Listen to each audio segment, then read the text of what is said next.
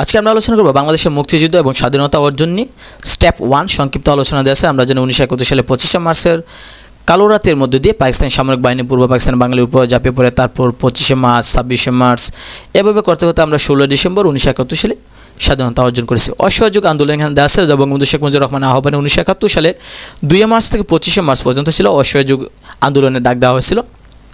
এখানে আরও কিছু দেওয়া আছে যে স্বাধীন বাংলা ছাত্র সংগ্রাম পরিষদের নেতৃবৃন্দ দেওয়া আছে, যেখানে দেখা যায় যে নূরে আলম সিদ্দিকী তিনি ছিলেন সভাপতি ছিলেন, তারপর শাহজাহান সিরাজ তিনিও সাধারণ সম্পাদক ছিলেন।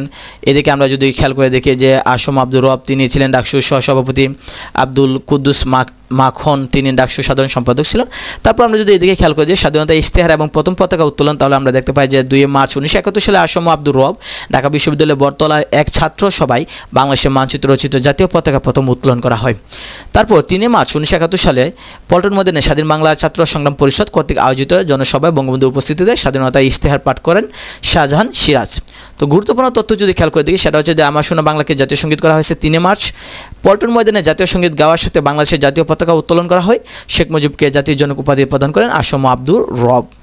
এদিকে আমরা টপ ইনফরমেশন যদি আমরা খেয়াল করে দেখি যে মানচিত্র খচিত পতাকা নকশাকার ছিল শিবনারায়ণ দাস। বঙ্গবন্ধুকে গ্রেপ্তার করা হয়েছিল 26 মার্চ 1971 সালে। মুক্তিযুদ্ধের প্রথম শহীদ ছিল শঙ্কু মজুমদার। শঙ্কু মজুমদার ছিল মুক্তিযুদ্ধের প্রথম শহীদ। আর পতাকা দিবস আমরা জানি 2 মার্চ। তো দেখা যায় যে বিসিএস, পিএসসি এবং জাহাঙ্গীরনগর এবং জিএসটিতে এই প্রশ্নগুলো আসছে।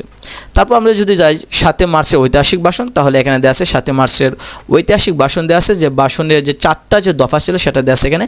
সামরিক আইন বা মার্শাল ল প্রত্যাহার করা, সামরিক বাহিনীকে ব্যারাকে ফিরে যাওয়া, হত্যাকাণ্ডের বিচার করা, 25 মার্চ জাতীয় পরিষদের অধিবেশনের আগে জনগণের প্রতিনিধির কাছে ক্ষমতা হস্তান্তর করা।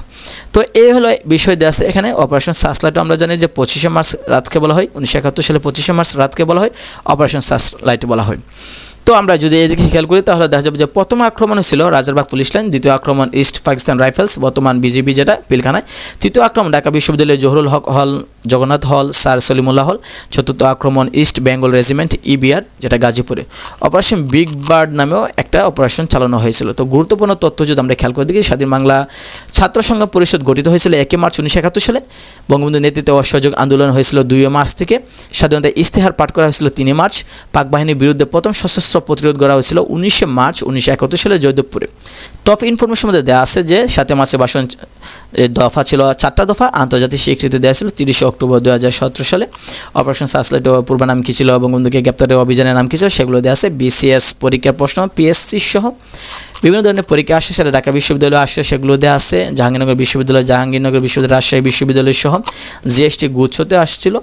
মেডিকেল এবং ডেন্টাল ও অন্যান্য বিশ্ববিদ্যালয় ভর্তি পরীক্ষাও এই প্রশ্নগুলো আসছে।